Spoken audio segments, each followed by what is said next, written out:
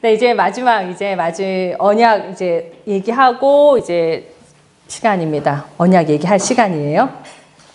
다윗이 하나님 앞에서 집을 짓고 싶어, 성전을 짓고 싶다고 얘기했지만 하나님께서 거절하셨어요. 아니다 라고 얘기하시고, 이제 다윗은 그렇지만 다윗이 성전을 짓지는 않았지만 다윗이 준비한 것들이 솔로몬이 지을 준비를 거의 다 했다고 봐도 과언이 아닐 정도로 많은 준비들을 했어요. 그리고 하나님이 그 마음에 대해서 내가 너희 집을 져줄게 라고 얘기하면서 다윗 언약을 맺으세요. 이 언약은 나중에 신약에 가서 예수 그리스도에까지 이르게 되는, 그리고 예수님을 얘기할 때 다윗의 자손이라고 얘기하고 다윗의 언약이 이어지는, 그래서 이 언약은 굉장히 우리가 신약 때까지도 기억하는 이야기가 될 수 있죠. 그래서 하나님께서 다윗에게 얘기해 주세요. 내가 너를 데려다가 내 백성 이스라엘의 주권자로 삼고 네가 가는 모든 곳에서 너와 함께 있어서 너의 원수들을 멸해 주겠다라고 얘기하시면서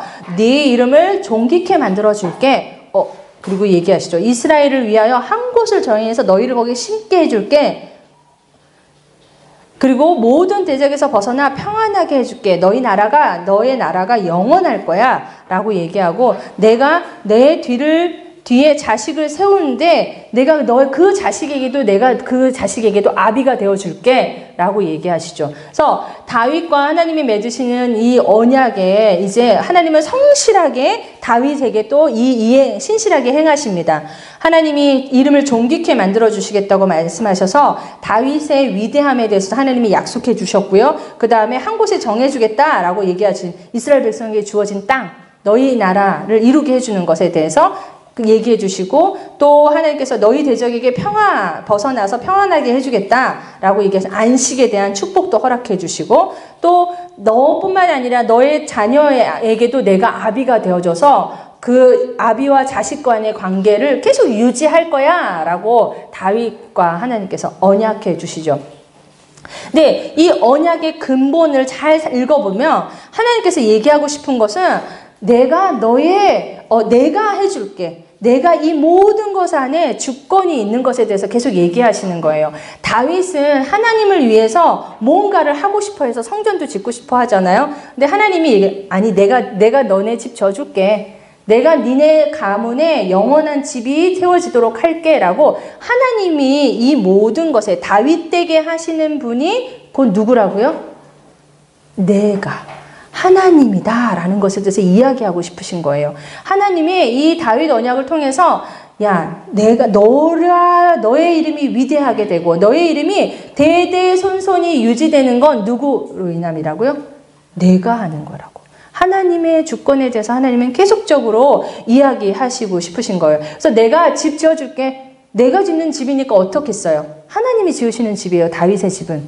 그 집은 어떻게 되겠어요? 망하지 않겠죠. 하나님이 지으신 집이기 때문에 하나님이 다윗과 하는 언약은 내가 하는 언약이고 내가 짓는 집이기 때문에 이 집은 영원할 거라는 거예요. 그래서 하나님의 주권에 대해서 하나님이 계속 얘기하시는 거죠. 그래서 계속적으로 보게 되는 건 다윗을 통해서 하나님이 말씀하시고 싶으신 것은 내가 주인이고 내 뜻대로 이루어가는 거야. 네가 무엇을 할 수 있다라고 할 수 있는 게 아니야 라고 얘기하시는 거예요. 그래서 성전을 짓겠다고 할 때도 하나님을 위해서 다윗이 무언가를 할 수 있다고 말하지만 하나님이 말씀하시는 얘기죠. 아니, 네가 나한테 뭘 해줄 거는 없어. 내가 해줄게 라고 얘기하시는 거예요. 하나님이 또 우리를 위해서 실은 사람은 많은 게 필요하잖아요. 그래서 우리의 입장으로 하나님을 우리가 생각해서 이렇게 하면 좋겠다라고 생각하지만 하나님 입장에서는 하나님은 그게 필요하지 않으세요. 하나님은 딱 이스라엘 백성하고의 그 관계성, 내가 너의 아빠가 되어줄게. 너는 내 백성이고 자녀야. 내가 다 해줄게 라고 말하는 거죠. 부모 자식 간에도 보면 자녀가 뭘 잘해서 예쁜 건 아니에요. 잘하면 예쁘기도 하지만 못한다고 버릴 존재는 아니라는 거예요. 하나님이 지금 이 다윗에게 하시는 얘기가 아빠 되어주시겠다고 말씀하시는 거예요. 내가 근데 너한테만 아빠가 아니라 네 자손에게도 네 자녀에게도 내가 아빠가 되어줄게 라고 말씀하시는 거예요. 그리고 나서 하나님이 우리에게 다윗에게 하시는 얘기가 그래서 너가 안 해도 돼. 네 자녀가 하게 솔로몬이 하게 할 거야 라고 말씀하시는 거예요. 그래서 다윗에 함께 언약하는 이 언약을 하나님께서 다윗과 언약을 맺으시죠. 그리고 나서 그 언약을 맺은 후에 하나님이 어떻게 하시냐면 다윗이 어디로 가든지 여호와께서 이기게 하시니라 라고 얘기해요. 이게 원독자들 안에는 이 말을 보면서 다윗 왕에 대한 평가에 대해서 확실히 알 수 있게 되는 거예요.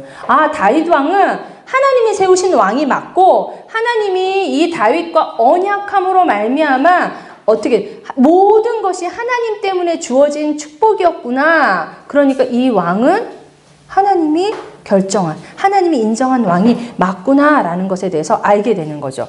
그래서 하나님이 영이 함께 하셔서 기름 부으실 때부터 하나님이 계속 다윗을 상승하도록 다윗의 그 점점 강성해지도록 하신 이후에도 하나님께서 다시 한번 언약하시고 그 위에 다윗이 어디로 가든지 여호와께서 이기게 하시니라 라고 그리고 그 승리가 곧 언약 때문이고 하나님이 하신 일이다라는 것에서 이 저자는 계속적으로 얘기하고 원독자에게 이것을 이야기하고 싶은 거죠. 그래서 다윗의 승리는 언약 때문에 그 근거한 거고 그 정복 사업은 이것으로 말미암아 다윗은 그 주변의 모든 많은 나라들을 정복하게 되는 이제 힘을 받게 되는 거죠. 하나님이 함께 하심으로 말미암아. 그래서 이 보시면 그 보라색이 그 사울 왕이 정복했던 땅의 그 영역이에요. 근데 이제 그 초록색 이 다윗이 정복한 영토예요. 하나님이 함께 하심으로 말미암아 다윗이 정복한 가나안에 입성해서 드디어 이 땅이 이스라엘 땅으로 되는 영토를 확장하게 되는 이 일이 벌어지죠. 그래서 이 영역이 하나님께서 창세기 때 허락하셨던 그 땅의 영역이 거의 성취되어지게 되는 것을 보게 됩니다.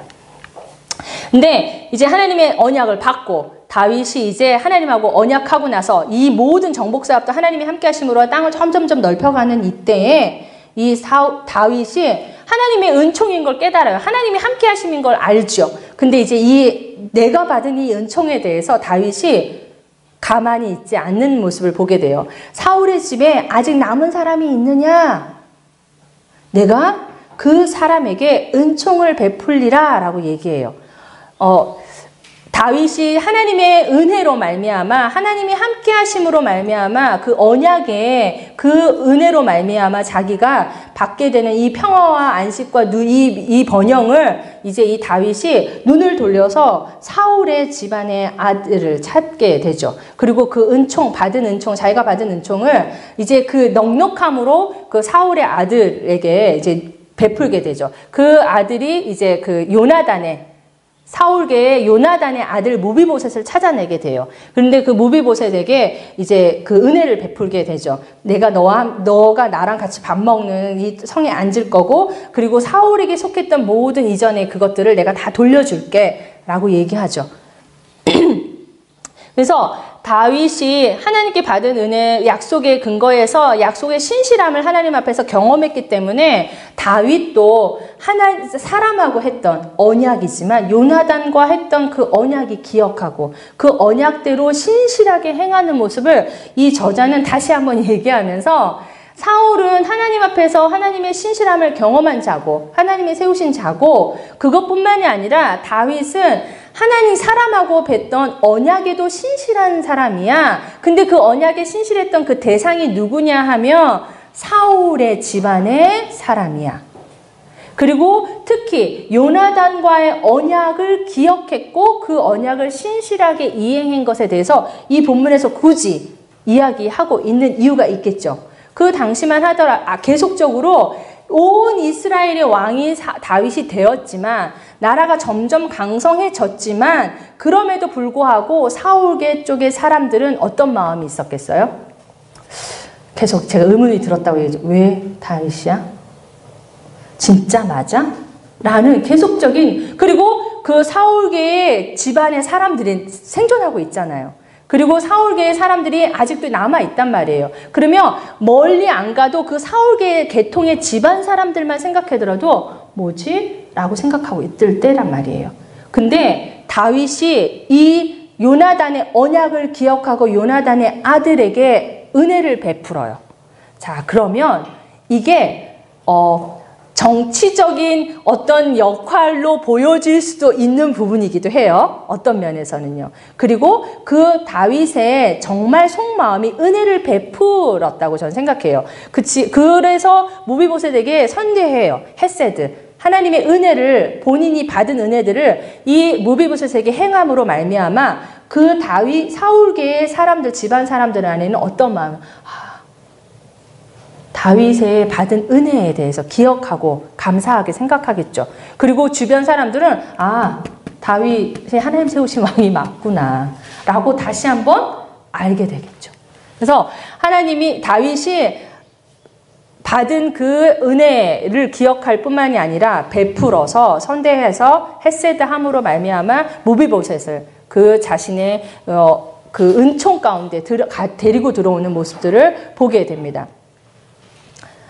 그리고 이제 우리가 함께 이제 보고 싶은 건 조금 전까지는 다윗이 어떻게 하나님 앞에서 기름 부음 받고 왕으로 등극해서 유다 땅에 왕으로 7년 보내고 이스라엘 예루살렘에서 33년에 그 새롭게 시작되는 등극되어져서 하나님과 언약하고 그 기름 부으심이 또 은혜가 어떻게 번성해 가고 있는지에 대해서 우리가 살펴보았어요. 근데 이제 11장부터 20장의 이야기 안에는 다윗이 하나님 앞에서 어떤 실수를 하게 되고 죄를 범하는지에 대한 이야기를 좀 보려고 해요. 다윗이 드디어 범죄하게 됩니다. 그리고 그 범죄했을 때 어떤 범죄였는지, 그리고 그 범죄로 말미암아 이제 발생하게 되는 징계들, 그리고 반란들, 아들이 반역되어지는 것들을, absalom의 반역을 경험하고 압살롬 아들의 반역에 다윗이 예루살렘 성을 떠나서 도망가는 신세가 되고, 그리고 그 내분이 다시 일어나게 되는 거죠. 이스라엘 안에. 그리고 났을 때 전쟁이 일어나서 반역군과 다윗군에서의 전쟁이 일어나고 그 전쟁 중에 반역자인 아들이 죽게 되는 것, 압살롬의 죽음을 맞이하고 다시 다윗이 예루살렘 성으로 귀환하게 되는 것, 이런 모습들을 보게 되면서 이제 다윗이 그 죄를 지음으로 말미암아 어떤 징계를 받았는지, 또 그 징계 받을 때 다윗이 어떻게 행동했는지에 대해서 이제 11장부터 20장의 이야기로 이 사무엘 하에 이 내용의 구성에서 굉장히 중요한 부분, 그리고 원독자들이 가지고 있는 그 고민에 대한 답을 해주고 있게 됩니다. 다윗의 죄가 뭐였죠? 우리가 너무나 잘 알죠. 밧세바를 취하는 죄, 또 우리아를 교살하는 죄를 짓게 돼요. 이 다윗이 그 밧세바를 취하게 되는 요 상황을 좀 잘 살펴보시면 그 당시에 이제 언약을 맺고 다윗이 어때요? 점점점 강성해져서 온 나라가 어때요? 평안, 변형과 평화, 안식을 누리고 있을 때예요. 그래서 다윗에게는 지금 이 이스라엘 땅 안에 최고의 환경 가운데 머물게 되는 거예요. 왜 내 안으로는 통일이 됐고 부강해지고 있고, 그 부강함이 외적으로는 어때요? 모든 주변의 나라들이 이스라엘에게 어때요? 국력이 상승했기 때문에 조공을 바치는 이런 상황인 거예요. 그러니까 다윗이 이제 더 이상 누릴 수 있는 최고치의 것들을 경험하고 있는 최고의 환경이 된 거예요. 다윗이 누리게 되는. 그래서 하나님이 함께 하심으로 말미암아 내가 이 모든 승리를 경험하고 있을 때예요. 근데 이제 다윗이 아쉬운 게 없어진, 더 이상 이제 더 필요한 것도 없어요. 언약궤도 가져왔고, 또 하나님이 이제 번성해 주셔서 내가 누리게 되는 언약도 다 누렸고, 이런 이 상황에 이제 아쉬울 것이 없을 때 이제 죄가 저희 계속 보죠. 성공했다 싶을 때, 뭔가 하나님 앞에 이루었다고 싶을 때 죄가 있다는 사실이에요. 이 죄는 언제 들어올까 호시탐탐 정말 엿보고 있는 게 맞는 것 같아요. 그래서 다윗이 최고의 절정일 때 이 밧세바를 범하는 사건이 벌어지게 돼요. 이때 그 해에 돌아와 왕들이 출전할 때가 되었는데, 이때 모압과의 어떤 암몬, 이 동쪽에 있는 암몬과의 대결 구도, 전쟁이 있을 때에 이제 다윗은 출전하지 않고 성에 머물고 있는 거예요. 그리고 우리아와 요압이 그 전쟁에 나가 있을 때에 다윗이 성에서 출전하지 않고 거느리고 있을 때 밧세바를 보게 되고, 밧세바를 봄으로 말미암아 범죄하게 되죠. 그리고 그 자신이 죄를 숨기기 위해서 어때요? 우리아를 교살하는 명령을 내리게 되고, 그 명령서를 또 요압이 들고 가서 어떻게 해요? 요압이 그걸 보고 또 이제 그 다윗의 죄에 함께 이제 동참하게 되고, 이런 모습들을 보게 되는 것들을 보죠. 다윗이 지은 죄가, 이 죄가 하나님 보시기에 악하다라고 분명히 얘기해요. 그리고 나서 그 죄에 대해서 나단 선지자가 와서 비유를 들어서 얘기하죠. 비유를 다 든 다음에, 그러니까 다윗이 어떻게 그런 나쁜 삐비비비가 있어? 가만히 두지 않겠어. 그러니까 선지자가 뭐래요? 당신이 바로 그 사람입니다 라고 얘기하잖아요. 경고를 받았어요.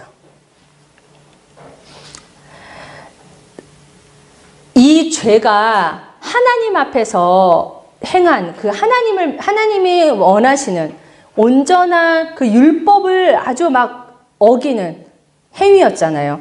그것에 대해서 다윗이 이 평안함으로 하나님의 율법에 대해서 그 긴장감이 없을 때였던 것 같아요. 그래서 하나님 앞에 죄를 짓고 죄를 지은 것에 대해서 나단 선지자가 경고하는 걸 보면, 죄는 지은 사람에 대해서 가만히 두지 않고 어쨌든 이 사람을 쓰러뜨리려고 공격해 오는 게 맞는 것 같아요. 그래서 경고를 받고 다윗이 이제 그 다윗에게 내려지는 징계가 있게 되죠. 그래서 선지자를 통해서 다윗에게 내려진 징계는 이런 징계예요. 칼이 네 집에 떠나지 아니할 거야.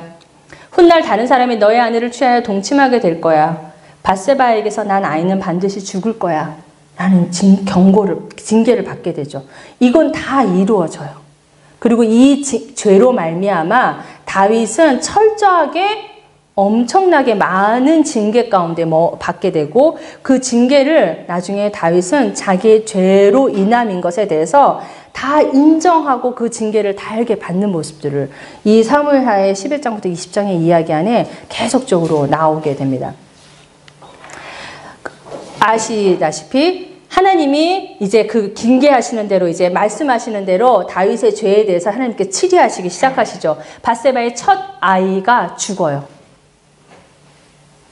이 아이가 죽은 거, 치시다라고 하는 이 나가프, 하나님의 아이를 치시다라는 것은 하나님의 손이 징계로 죄가 가해졌다라는 의미래요. 그래서 이 아이의 죽음은 그러니까 결국 하나님의 징계, 우리가 봤던 선지자를 통해서 하나님이 징계할 거다라고 말한 그 징계의 성취로 볼 수 있죠. 그리고 나서 다윗이 어떻게 해요?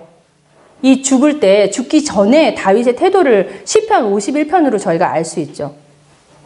시편 51편에는 그 밧세바 범죄하고 나서 죄다라고 말했을 때 다윗이 정말 하나님 앞에 바짝 엎드려서, 하나님 저를 다시 새롭게 해주세요. 제발 떠나지 말아주세요. 나를 정결케 좀 해주세요. 내가 하나님 앞에서 내가 다 달게 받겠습니다. 제가 진짜 죄인입니다 라고 고백하고, 근데 하나님 제가 진짜 잘못했고요. 저 하나님 앞에 할 말이 없어요. 근데 제 영을 걷어가지 마세요. 하나님으로부터 다시 나에게 하나님 앞에 있는 그 정결함을, 그 영을, 하나님을 알 수 있는 영을 저한테 주십시오라고 시편 51편에 보면 다윗이 얼마나 하나님 앞에 처절하게 이 죄에 대해서 인정하고 있는지의 모습을 볼 수 있게 돼요. 다윗이 하나님 앞에 엎드려서 간구하고 이랬을 때, 그럼에도 불구하고 하나님이 이 아이를 살려주시지 않으시고 치시잖아요. 징계의 의미로. 그러고 났을 때 이 아이가 죽었을 때 다윗은 그 전에는, 죽었다는 소식이 듣기 전까지는 다윗은 하나님 앞에서 자신의 죄를 인정하고 처절하게 엎드려 있지만, 딱 아이의 죽음을 알고 나서는 이 다윗은 하나님이 징계가 맞구나. 내가 이제 하나님 앞에서 어떻게 해야 되는지 아는 거예요. 그리고 나서 그 하나님의 그 다윗의 행동에 하나님께서 이제 용서해 주시는 것들을 볼 수 있어요. 그 용서하셨담을 저희가 알 수 있는 건 솔로몬의 태한생이에요. 바세바가 솔로몬을 낳았을 때 이 솔로몬의 이름이 뭐냐면 여디디야, 여호와께 사랑을 입은 자라는 뜻이에요. 그건 하나님이 솔로몬으로 말미암아 솔로몬의 출생이 하나님의 용서의 은혜가 용서하심에 대한 표시인 걸 알 수 있게 되는 거죠. 그래서 다윗의 죄에 대한 징계가 이제 있게 되는 모습들을 봤어요. 저희가 다윗이 죄에 대해서 어떻게 행동을 취하는지를 보면서 우리가 다시 한번 사무엘상에 봤던 사울의 행동들과 함께 비교해 보면은 무엇이 다른지를 알 수 있을 것 같아요. 사울이 우리가 보셨죠. 사울이 하나님의 진멸 명령, 하나님의 음성을 듣지 않고 명령에 순종하지 않았었어요. 그런 죄를 저질렀었죠. 그때 사울이 어떻게 해요? 핑계를 대죠. 나 하나님께 좋은 거 드리려고 했다니까? 좋은 거 드리는 게 제사에 맞잖아. 그리고 백성들이 가지고 와서 그렇게 말했다니까? 백성들이 가져와서, 우리 이거 하나님께 좋은 거 드려요. 이거 제사 드릴 때 좋은 거 해요. 하고 남겨놓은 거잖아요. 이렇게 변명하고, 변명하는 이 모습. 회개하지는, 그게 그렇게 잘못된 거야? 라고 얘기하잖아요. 그때, 하나님께서 사무엘을 보내서 너가 얼마나 잘못되었는지 내 명령을 온전히 순종하지 않은 것에 대해서 얘기하는 모습들. 사울은 하나님 앞에서 변명하고 이것이 무엇이 정확히 잘못되었는지 알지 못하는 모습들을 본다면 다윗의 태도를 보면 다윗이 실은 사울이 지은 죄보다 죄의 무게로, 실은 죄는 다 똑같지만 무게로 본다면 다윗이 지은 죄가 더 엄청나잖아요. 살인했죠. 간음했죠. 근데 다윗의 죄는 용서받았어요. 왜요? 보세요. 나단 선지자를 보내서 네가 잘못된 이게 죄다라고 얘기했을 때 다윗의 태도는 하나님 앞에 자신을 납작 엎드려서 하나님 이게 죄 맞아요. 제가 정말 죄인이에요. 잘못했어요. 라고 그리고 그 죄의 회개를 내 영이 상해서 하나님이 나를 떠나가실까 봐 두려워서 하나님 내 안에 새로운 영을 창조해 주세요 라고 말할 정도로 다윗의 태도는 하나님 앞에서 온전한 회개를 했다는 게 이 차이가 있는 거죠. 그리고 나서 이 결과가 회개의 태도로 말미암아 사울과 다윗에게 주어진 결과가 너무 극과 극이라는 거예요. 사울은 하나님께 어때요? 버려지게 되고 다윗은 하나님께 용서받고 은혜를 다시 누리게 되는 자가 된다는 거죠. 그리고 뒤에 다시 이제 이 다윗의 죄에 대한 징계의 한 과정으로 보여지는 일이 벌어지죠. 왜냐하면 압살롬의 반역이 일어나는 거예요. 압살롬이 다윗의 아들이에요. 압살롬은 저도 이 사진 한 장을 가져올까 하다가 전에 성우 경제가 이 압살롬을 공유 있잖아요. 그 도깨비 사진, 도깨비의 공유 그 사진을 딱 하면서 머리가 길고 잘생기고 압살롬이 성경에 얘기하기를 본문에 얘기하기를 공유처럼 잘생겼게 표현되어져 있어요. 머리도 길고 그래서 그 사진을 빡 넣어줘야지 조시던 분이 확 잠 깬다고 얘기하는데 제가 그 사진을 한번 넣어볼까 고민하다가 넣지는 않았어요. 말로 때우려고요. 압살롬이 되게 그 다윗의 아들 중에서 되게 멋졌던 것 같아요. 근데 이제 이거의 압살롬이 반역할 수 있었던 전 스토리가 있죠. 뭐냐면, 암논이 다마를 자기 이제 이복 누이인데 강간을 해요. 좋아서 동침했는데 버려요. 아주 나쁜 엑스죠. 그리고 나서 이 사실을 압살롬이 알고 열받아요. 내 여동생이. 화가 나는 거죠. 그래서 이 다마를 잠잠히 있어라. 내가 복수해주마. 이제 압살롬이 이 마음을 품고 있는 거죠. 그리고 나서 이 상황일 때 실은 암논이 다마를 강간했을 때 다윗도 이 상황을 안단 말이에요. 그러면 아빠는 어때요? 죄에 대해서 공의롭게 행했어야 되는 거예요. 근데 공의롭게 행하지 않아요. 그러니까 이 아빠의 온전한 치리를 압살롬은 보지 못한 거예요. 그러니까 압살롬 안에는 이제 불만이 하나 더 쌓이는 거예요. 내 여동생이 강간 당한 것 때문에 지금 화가 났어요. 내 여동생이 슬퍼하고 괴로워하고 너무 이런 상황들을 봤을 때 화가 났단 말이에요. 근데 아빠가, 다윗의 왕 아빠가 지금 암놈을 치리하지 않았어요. 이 상황이 압살롬에게 이제 하나 더 이렇게 얹어졌죠. 그래서 이제 치리하지 않고 있는 걸 보고 압살롬은 이제 점점점 마음에 이제 복수를 계획하게 되죠. 그래서 정말 계획해서 복수를 하게 돼요. 그래서 암놈을 죽이죠. 그리고 나서 무서워서 도망가 있거든요. 근데 도망가 있을 때에도 아빠가 부르지 않아요. 자식이 잘못되었을 때 가만히 두는 건 정말 망하라고 하는 태도인 거잖아요. 근데 다윗이 아무런 행동을 취하지 않죠. 근데 압살롬을 다윗이 사랑을 했었던 것 같아요. 근데 어떤 마음에서 그런 표현이 안 되었는지는 이 본문에는 나와 있지 않지만 어쨌든 사랑했으면 치리했어야 하는 부분인데 다윗은 압살롬에 대해서 아무 얘기도 하지 않아요. 그리고 나서 이 다윗의 이걸 보고 이제 그 다윗의 군대 장관이 누구였죠? 요압이 이제 꾀를 내서 압살롬을 데려오는 꾀를 내요. 그래서 어쨌든 다 압살롬을 데리고 다시 와요. 그리고 다윗하고 만나게 해줘요. 만나게 해줘 놓고 만났는데 다윗이 또 아무 말 안 하니까 압살롬은 이제 뭐야? 아빠가 나 불렀는데 왜 나한테 이렇게 행동하는 거야? 압살롬이 이제 또 빈정이 상하죠. 그러니까 이제 마음에 계속 어때요? 응어리가 지어지면서 반란을 계획하게 되는 거예요.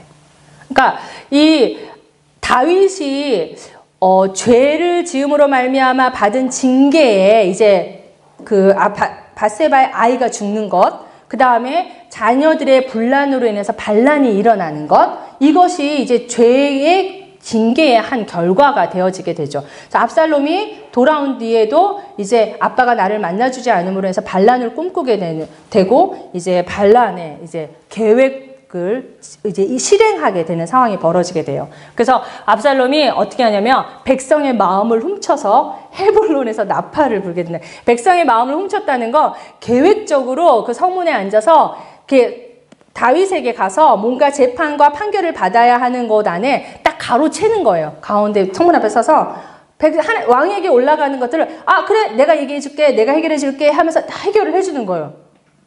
왕은 좀 멀리 있는데 가기도 전에 여기서 다 해결을 해주는 거예요. 판결을 다 해주니까 백성들은 어떻게 했어요? 압살롬 완전 땡큐죠. 그러니까 압살롬 괜찮은데? 압살롬 저 왕자가 우리한테 이렇게 잘 문제를 해결해 주는 마음을 얻어갔어요. 압살롬이. 근데 이걸 계획적으로 그 성문 앞에서 계속적으로 행한다고요. 백성의 마음을 훔쳐서 이 표현으로 이제 성경에 얘기해요. 백성의 마음을 훔쳐서 나팔을 불어요. 나팔을 부른다는 건 공식적으로 무언가를 얘기할 때 왕의 그 얘기를 할 때가 나팔을 부르거든요. 나팔을 불어서 헤브론에서 왕이 되는 것을 선언해요. 근데 되게 재밌는 건 압살롬에게 백성들이 많이 갔다는 거예요. 왜요? 압살롬이 이미 전에 백성의 마음을 훔쳤잖아요. 그러니까 이미 전 작업을, 민물 작업을 많이 해놓은 거예요. 그래서 나팔을 불어서 왕의 됨을 선포하고 나니까 다윗이 결국 이 반란이 일어난 것에 대해서 다윗이 도망을 가야만 되는 상황인 거예요. 그래서 다윗이 도망가죠. 그리고 도망가서 이제 그 새롭게 이제 정비를 해야 하는 이 상황이 벌어지게 되고 그 다윗이 성을 두고 도망갈 때 압살롬이 그 반역군과 함께 자신의 그 반역을 도모한 사람들과 함께 궁에 돌아왔을 때 남겨진 사람들이 있었어요. 누구냐면 다윗이 도망가면서 후궁을 남겨놓고 간 거예요. 근데 징계 때 기억나시죠? 너의 처가 다른 이에게 다른 이가 취하게 될 거라는 일이 있었잖아요. 그래서 압살롬이 그 아빠의 후궁들을 취하게 돼요. 그래서 이거는 그 당시에 그 이 왕을 내가 정복하고 이겼다라는 표시 중에 하나가 그 전 왕의 후궁들을, 부인들을 취하는 게 하나의 행위였대요. 그래서 이 압살롬이 이 행위들을 하게 되죠. 징계의 결과물들. 그러니까 이 소식을 다윗은 어떻게 했겠어요? 알겠죠. 듣게 되겠죠. 그리고 이런 부도덕한 일들을 행할 때 이제 많은 국민들, 이스라엘 사람들도 보게 되고 이것을 또 조장한 사람이 아브넬이. 그래서 이 일들을 이제 보게 됩니다. 그래서 후군과 동침하고 이제 그때 이제 배신자 아히도벨이 이제 압살롬의 책사 역할을 하게 돼요. 그래서 이 아히도벨이 압살롬의 책사 노릇을 할 때쯤에 이제 후세라는 사람이 등장하는데, 이 사람은 다윗이 도망갈 때 다윗 왕을 따라서 후세가 같이 가려고 할 때 이 다윗이 아니야 너는 오지 마라고 얘기해요. 그래서 후세가 왕이시여 그러면 제가 여기 남아서 당신을 돕겠습니다 해서 후세가 다윗과 도망가지 않고 그 궁에 남아서 이제 압살롬의 책사에 함께 동반하게 돼요. 그러니까 이제 뭐죠 그게 그러니까 가짜로 압살롬의 편인 것처럼 후세가 이제 그곳에 머물게 되는 거예요. 근데 이 아히도벨과 후세 이제 그래서 두 책사가 압살롬에게 조언을 막 해요. 근데 압살롬이 듣기에 이제 다윗이 도망가는 이 상황에 어떻게 지금 빨리 다윗을 이제 진멸해야만, 그러니까 쳐야만, 도망가는 이 뒤 후세를 딱 쳐야만이 이제 완전한 반역이 이루어지잖아요. 그러니까 압살롬 입장에서는 지금 도망가고 있는 다윗의 이 무리를 빨리 쳐야 되는, 이 치기 위한 올바른 전략이 필요한 상황에 아히도벨이 내는 전략과 후세의 내는 전략이 차이가 있는 걸 보게 돼요. 아히도벨은 빨리 따라가서 빨리 쳐야 된다. 후미를 쳐서 빨리 정복해야만 된다라는 전략을 내세우는데, 후세는 아니야. 다윗이 그렇게 만만한 존재가 아니에요. 다윗 왕이 이때까지 사울이 있을 때 얼마나 잘 도망 다녔어요. 그리고 지금 대단한 군대를 머물고 있기 때문에 저희가 얕봐서는 안 돼요. 우리가 정비를 더 딱 한 다음에 대결을 해야 됩니다. 라고 후세가 다른 전략을 내놔요. 근데 압살롬이 듣기에 무엇을 선택하냐면 아히도벨의 전략을 선택하지 않고 후세의 계략을 선택하게 돼요. 근데 그때 아히도벨이 자신의 전략이 선택되어지지 않게 되고 후세의 전략이 선택되고, 후세는 이 이야기를 압살롬이 나의 전략을 선택한 것에 대해서 빨리 다윗에게 전달하게 돼요. 그래서 그 전달을 해서 다윗이 도망을 가면서도 이제 쫓아오지는 않겠구나. 이 전략대로 이제 됐구나. 그래서 다시 정비를 하게 되는 상황이 벌어지게 되죠. 그래서 이제 전쟁이 일어나게 되고, 다윗이 군대를 재정비하고 압살롬 반역군과 싸움이 벌어지게 되는 상황들이 되고, 싸움이 벌어졌을 때 이제 정비된 군대의 다윗 정비와 압살롬 반역군의 결전이 벌어질 때 다윗이 자신의 군대 대장들에게 또 요압에게 특별히 부탁해요. 압살롬을 잘 대해달라고 얘기해요. 지금 누구랑 싸우고 있어요? 압살롬이랑 싸우고 있는데, 다윗이 내 자식이랑 반란된 싸우러 나가는 군대 장관들한테 지금 얘기해요. 내 아들을 압살롬을 잘 봐달라고 얘기해요. 아빠잖아요. 어쨌든 반역을 일으켰지만 아빠예요. 이제 이 대목을 보면서 다윗이 압살롬에 대한 특별한 마음이 없진 않았었구나를 좀 보게 되는 것 같아요. 얼굴을 보지 않고 죄를 진 것에서 징계하지 않았지만 어쨌든 다윗의 표현은 이렇게 표현되어졌어요. 마음이 있었는지 이런 표현들을 했었는데, 이 다윗의 이야기를 압살롬과의 반역군과의 전쟁에서 요압은 완전 무시하죠. 압살롬이 전쟁에서 하다가 이제 압살롬이 밀리면서 도망가다가, 아까 이제 압살롬의 외모에 대해서 제가 말씀드렸잖아요. 머리가 길어서 도망가다가 가무가지에 딱 이 머리가 걸리게 되고 매달리게 되죠. 그때 자기 죽지는 않았었어요. 그때 머리가 매달렸을 때. 근데 그 이야기를 쫓아가던 이제 요압이 가서 직접 압살롬을 죽이게 되게 되죠. 그러니까 요압은 정말 처음에 아브넬을 죽이게 되는 이 상황에서도 이 다윗이 얘기하잖아요. 내가 힘이 약해서, 내가 왕이지만 요압을 어떻게 할 수 없다라고 얘기했잖아요. 근데 이 상황에도 보세요. 요압이 압살롬을 잘 해줘라는 부탁을 받았음에도 불구하고 이 요압은 압살롬을 죽여요. 주인의 마음을 정말 이 요압이 다윗에게 충성한 신하였나라는 대목이 여기서 또 보게 되는 거예요. 어떤 책자에는 이렇게 또 얘기되어져 있는 부분도 있더라고요. 요압은 자신이 다윗보다 왕보다 더 많은 권세를 가지고 있었다. 그래서 이 다음의 왕에 대해서도 혹시나 꿈꾸고 있지 않았을까라고 생각하는 사람도 있다고 얘기하더라고요. 그러니까 어쨌든 요압은 굉장한 권세를 가지고 있었고 주인인 자신의 주군으로 모시고 있는 다윗의 이야기에도 복종하지 명령에도 따르지 않았던 행위를 보여요. 압살롬을 죽이게 되죠.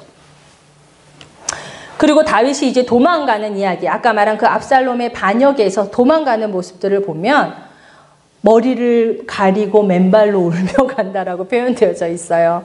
자식이 반란을 보고 다윗이 도망가요. 다윗의 마음이 어땠을까?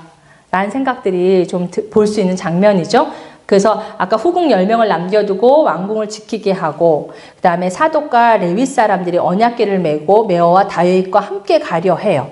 자, 요 장면들을 보면은, 자, 언약궤를 함께 간다는 거, 언약궤는 뭐의 상징이었어요? 하나님의 임재의 상징이잖아요. 그러니까 다윗이 도망간다는 소리를 들으니까 이 레위 사람들이, 사독 사람들이 막 언약궤를 챙겨서 메고 이제 다윗과 함께 가려는 거예요. 왕이 움직이니까 가려고 막 챙겨서 나왔어요. 근데 다윗이 그때 뭐라 하냐면 아니다 라고 얘기해요.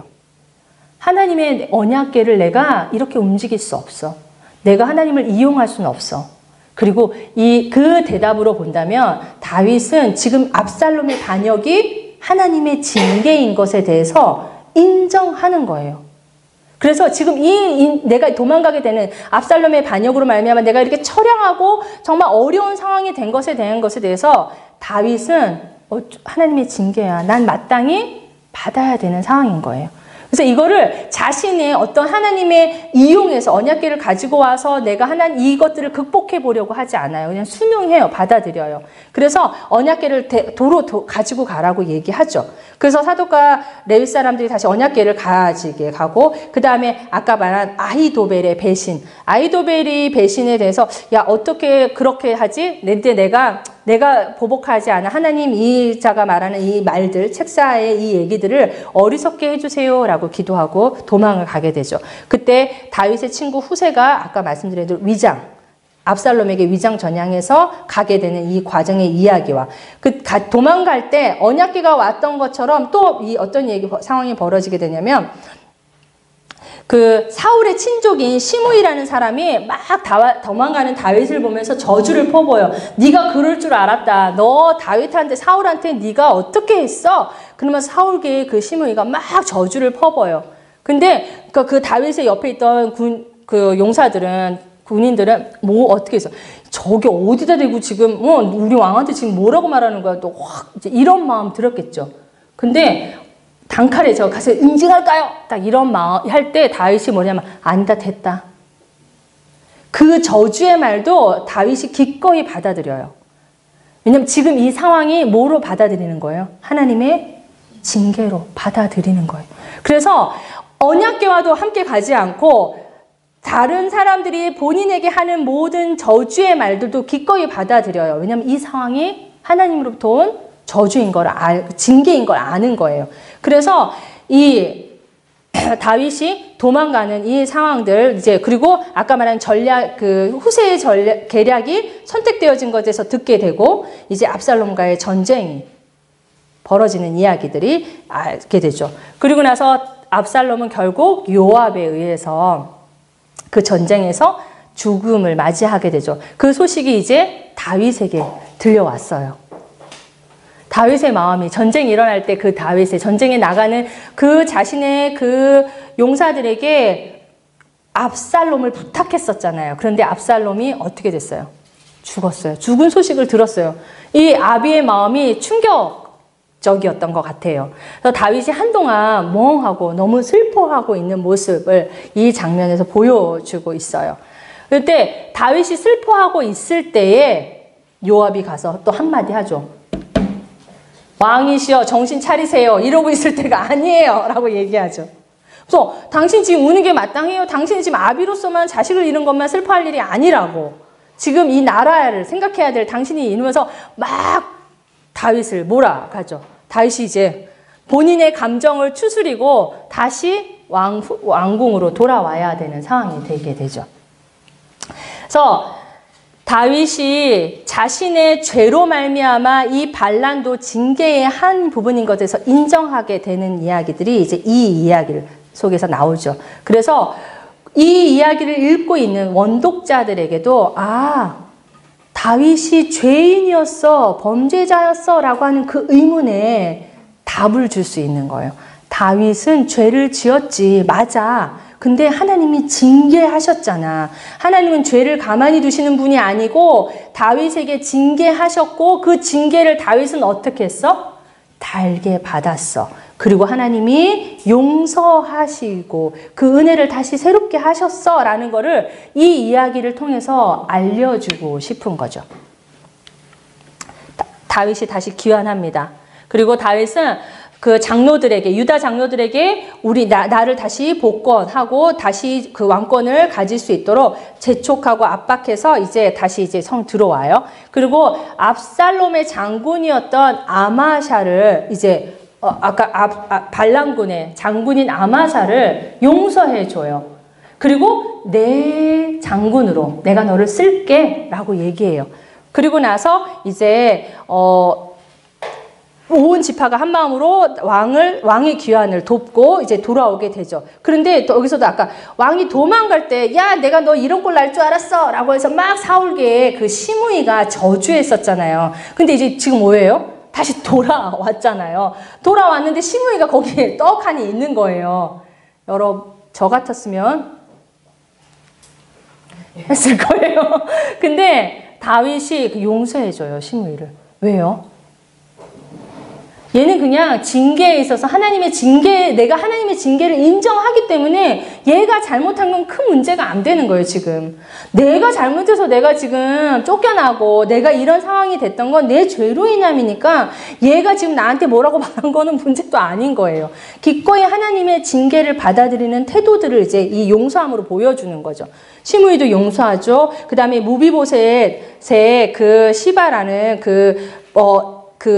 도망갈 때, 다윗이 도망갈 때 그 사울계, 무비보셋을 섬겼던 그 사람이, 무비보셋이 지금 이 반란에 가담한 것 같아요.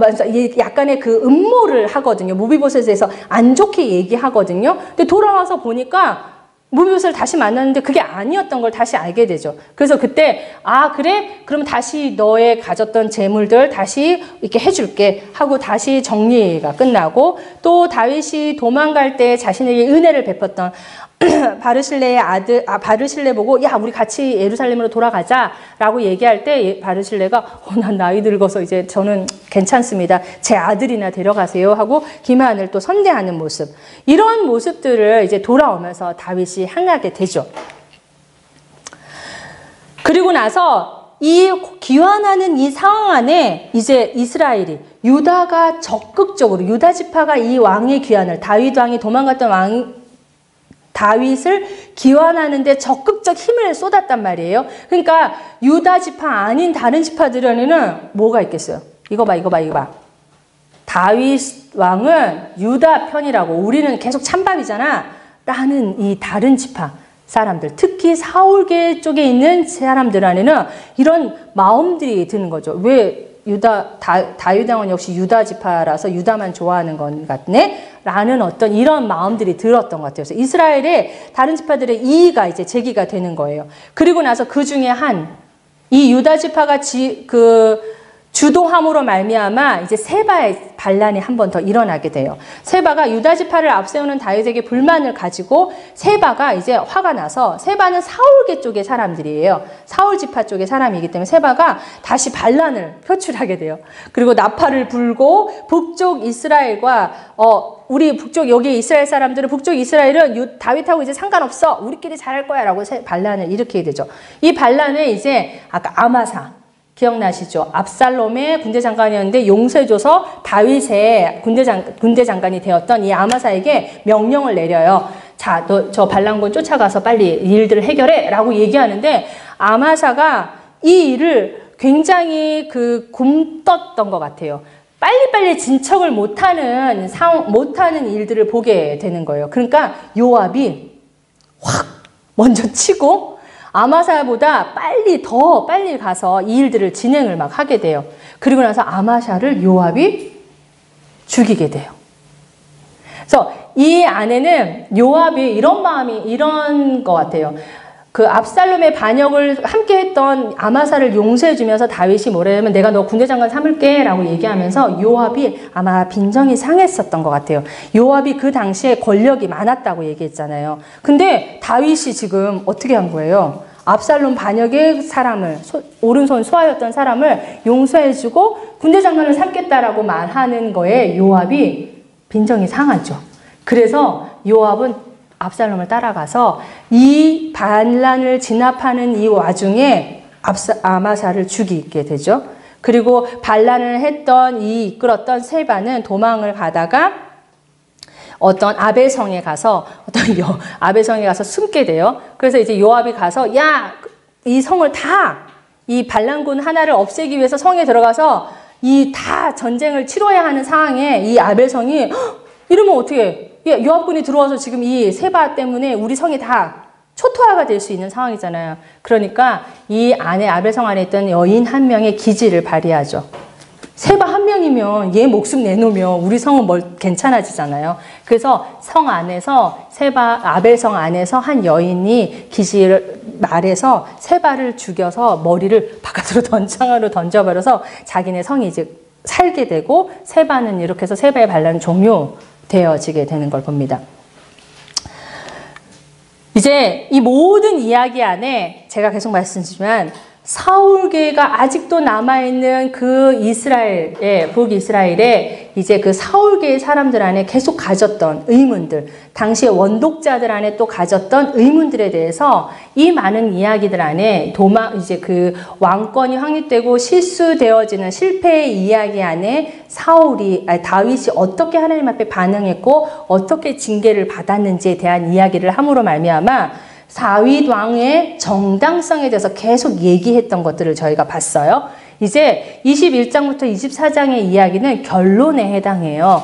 이 이야기 안에, 4장의 이야기 안에 보면, 표를 보시면, 가운데 다윗의 노래와 다윗의 예언들이 적혀져 있는 이것을 기점으로 해서 두 양옆에 앞뒤에 감싸고 있는 다윗과 함께 했던 용사들의 이름이 나오고요. 또 그 뒤에 처음에 21장 시작하는 거 안에 첫 번째는 사울의 죄가 나오고 맨 뒤에 다윗의 죄가 나와요. 그래서 이 이야기는 실은 연대순으로 이 이야기 순서대로 이 20장까지는 이야기 순서대로 시간의 순서대로 나열되었다면 21장부터는 시간의 순서대로 나열된 것은 아니에요.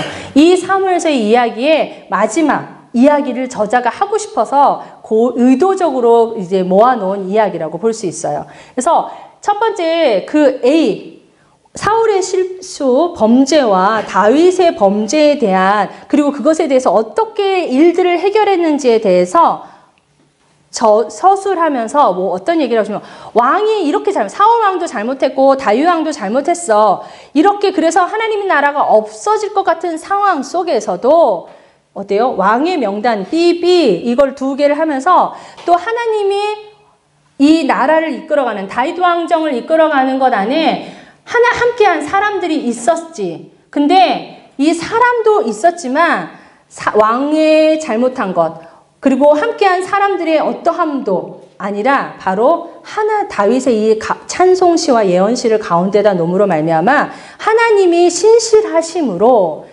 다윗에게 행했던 것이 다윗 왕조가 이끌어갈 수 있었던 것이다 라는 얘기를 하나님의 나라를 이끌은 것은 하나님이 하셨다라는 얘기를 이 구조를 가지고 이 저자는 얘기하고 싶어 합니다. 그래서 이스라엘의 왕은 사울도 다윗도 아니고 함께한 사람들 영웅도 아니고 누가 했다고요?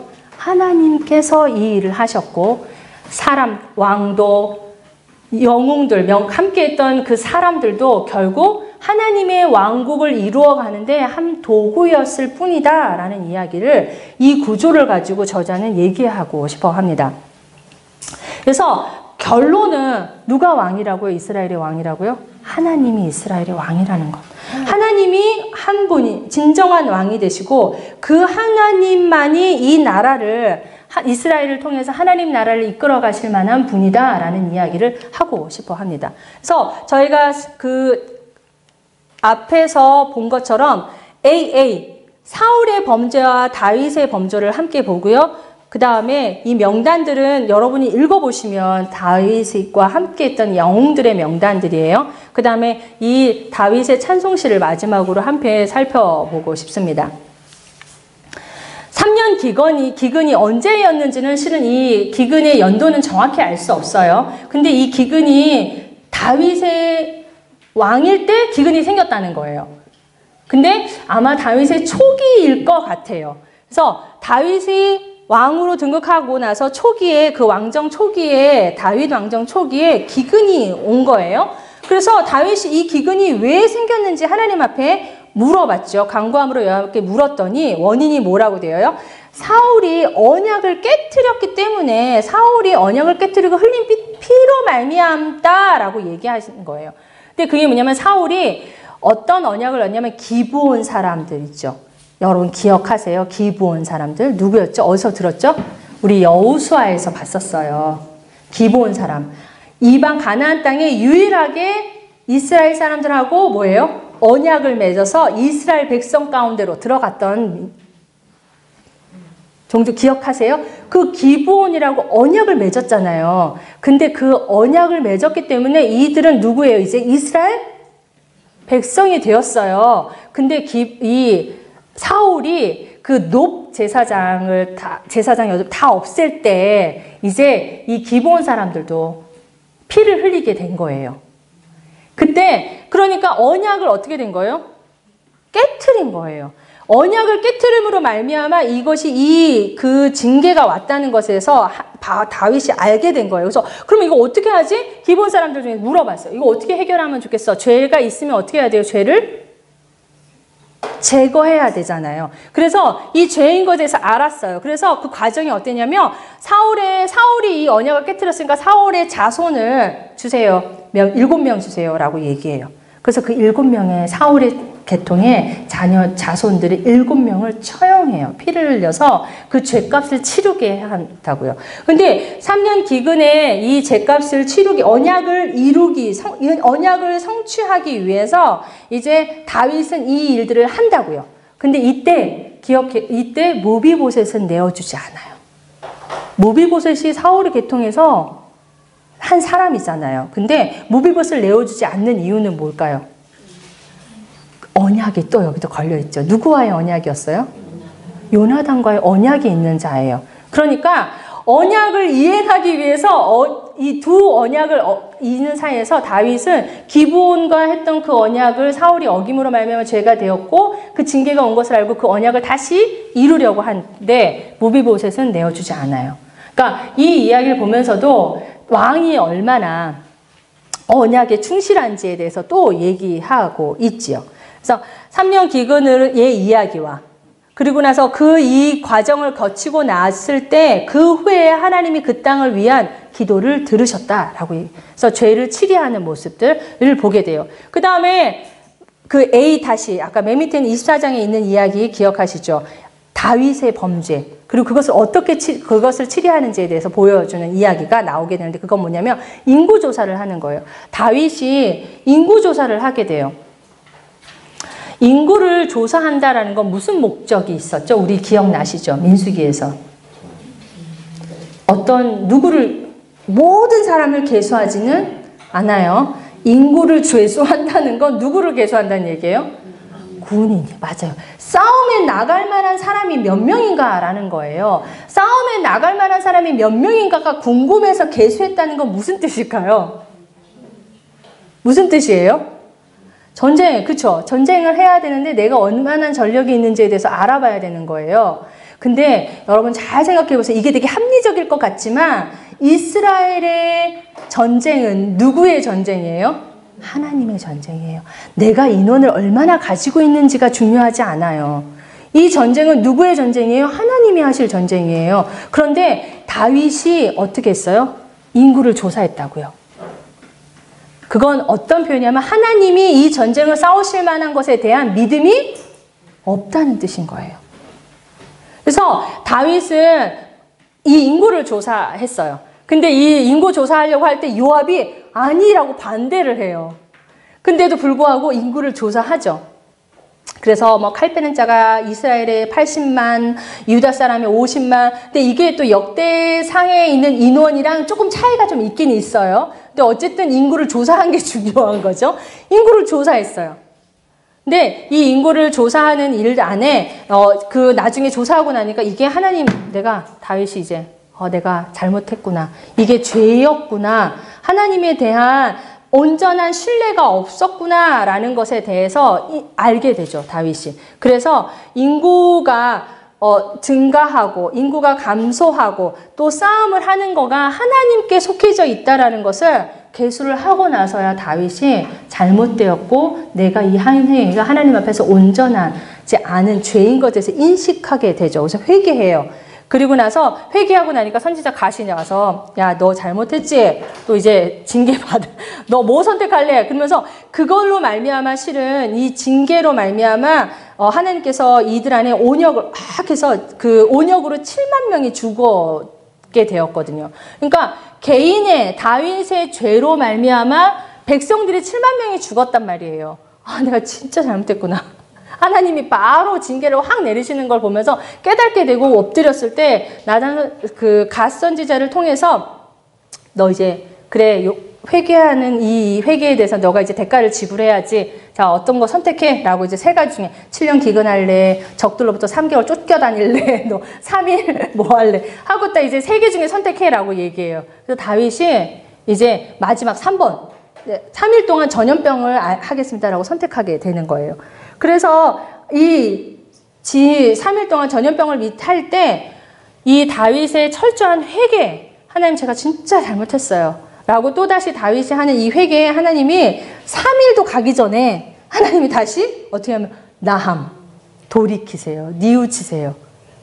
그리고 3일 주기로 한 건데 하루 만에 하나님이 다시 그거를 거두세요. 나함, 돌이키셔서 뉘우치셔서. 나함이란 단어 저희 계속 봤었죠. 하나님이 말씀하시는 것을 하나님이 뭐 이렇게 왔다 갔다 바꾸신다는 뜻이 아니라 하나님의 커다란 계획 안에 하나님께서 그 목적을 달성하기 위해서 하나님이 그 사랑에 근거한 하나님의 그 돌이키심, 바꾸심, 이게 있다는 걸 말씀드렸었죠. 그래서 3일을 미치기도 전에 하나님께서 돌이키셔서 하루 만에 이 재앙이 끝나요. 그래서 이것으로 인해서 다윗이 하나님께 타작마당에서 이제 아리오나 타작마당에서 제단을 쌓고 제사를 드리게 되는 거죠. 그리고 그 제단을 드리게 되는 그 타작마당도 하나님 너무 감사합니다라고 하나님께 드리는 그 화목제와 번제를 드릴 때에 이 타작마당도 그냥 가져오지 않아요.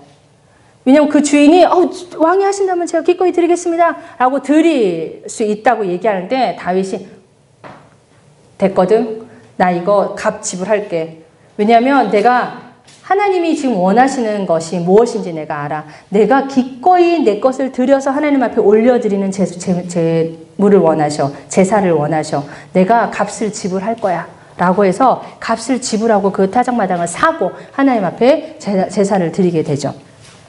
그래서 이런 사울의 죄, 다윗의 죄, 왕의 죄로 말미암도 아니고 다윗의 용사들, 사람의 의함도 아닌 이제 하나님께서 이 나라의 왕이 되신다라는 이야기들을 이제 다윗이 찬양으로 하게 됩니다. 그래서 이 다윗의 노래를 보면 자신의 삶에서 경험되어져서 나오는 노래들이에요. 하나님이 나를 어떻게 원수로부터 지키셨고 구원하셨는지, 하나님이 나를 지키실 때 보호자가 되어주셨고, 하나님께서 의로움으로 공의로움으로 나를 지켜주셨고, 하나님이 그 상황에서 나에게 베푸셨던 은혜가 어떠했고, 그래서 내가 이 하나님이 나에게 베푸셨던 이 은혜가 나를 구원하셨던 이것이 얼마나 감사한지에 대해서 다윗이 삶의 경험으로 인해서 노래하게 되는 것들이 있죠.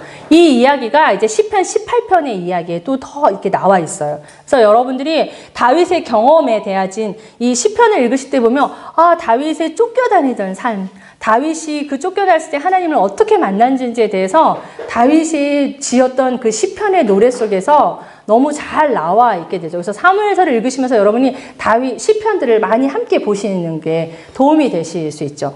그래서 다윗이 시편 노래로 이렇게 하나님이 나를 어떻게 구원하셨는지, 어떻게 전쟁에서 승리하게 하셨는지 이런 이야기들을 다 부르게 되고 그 다음에 마지막으로 이 얘기를 하죠. 저희가 마지막 사무엘하 23장 3절과 4절을 다 같이 읽어보도록 하겠습니다. 보시겠어요? 같이 소리 내서. 시작.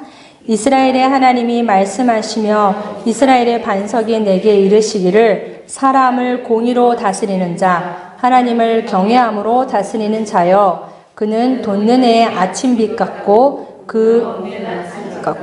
비 내린 후에 광선으로 땅에서 오미 돕는 새풀 같으니라 하시도다. 아멘. 다윗이 마지막으로 이제 예언하는 이야기가 23장 1절부터 7절의 이야기로 구성되어 있는데요. 하나님이 다스리는 나라, 하나님의 공의로움으로 완성되는 나라에 대해서 다윗이 이렇게 예언해요. 이걸 킹 제임스 버전의 이 한글로 되어져 있는 것들을 제가 가져와서 지금 여러분이 읽으셨던 것들을 그대로 이제 다시 한번 읽어드릴게요. 이스라엘의 하나님께서 말씀하셨으며 이스라엘의 반석께서 내게 이르시기를 사람을 다스리는 자는 공의로워야 하며 하나님을 두려움으로 다스려야 하는도다. 그리하면 그가 해 돋는 때의 아침빛같이 되리니 곧 구름 없는 아침 같겠고 비온 후에 맑게 반짝임으로 땅에서 돋아나는 연한 풀잎 같으리라 하셨도다. 하나님의 공의로 다스리는 나라. 하나님이 다스리는 나라에 대해서 이 다윗이 찬양하고 있는 거예요. 이 나라가 이렇게 되어야 하는 것. 그리고 지금 하나님이 주신 은혜로 내가 누리고 있는 이 나라가 이제 곧 계속적으로 하나님의 언약의 성취로 이렇게 될 것에 대해서 예언하는 찬양인 거예요. 그리고 이 삶이 앞에서 이제 22장 앞에 다윗이 찬양한 거죠. 내 경험에 의해서도 하나님은 이렇게 내 삶 안에 행하셨잖아. 그리고 이것이 우연의 산물이 아니라 하나님께서 세워가시는 한 나라의 한 표본인 것에 대해서 이야기하고 있죠. 그래서 5절에 하나님의 나라는 다윗의 왕조는 영원히 계속될 것이다. 왜냐하면 하나님이 나와 언약하신 그 언약으로 말미암아 계속 지속될 것이고 라는 이야기들을 하게 되죠. 하나님이 다윗 왕을 통해서 세우고 싶어 하시는 나라는 하나님의 나라인 거예요.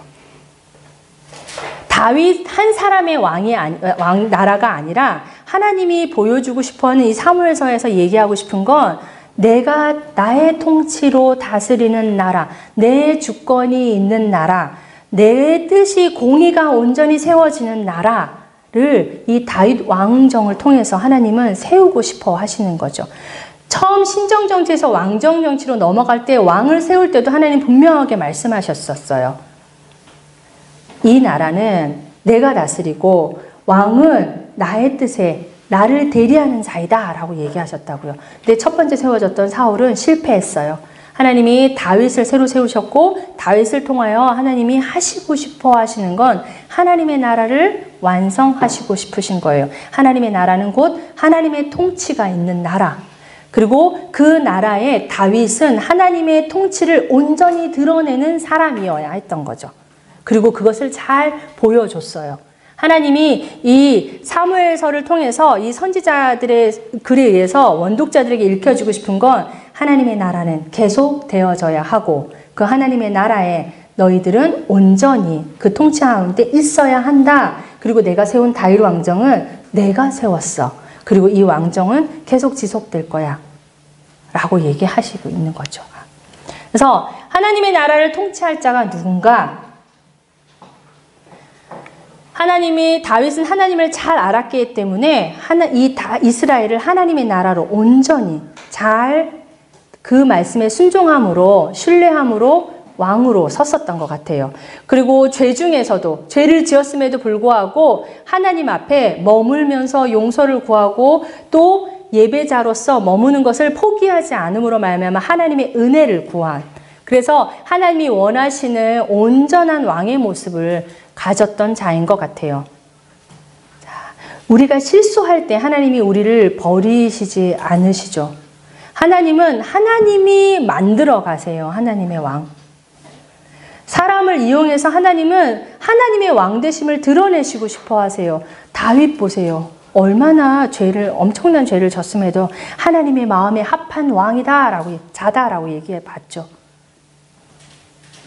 우리의 어떠함에, 우리의 어떤 일을 뭘 해서 하나님께 평가받는 것이 아니라 하나님 앞에서 있는 그 자체만으로, 하나님을 신뢰하고 순종하는 것만으로 하나님의 나라는 하나님께서 이루어 가신다는 거예요. 하나님은 누구와 상관없이 그 자가 순종하고 나를 신뢰하며 온 마음 다해 사랑하면 내가 이끌어 가시는 하나님의 의도와 하나님의 신실하심으로 하나님의 왕국을, 나라를 이끌어 가시잖아요.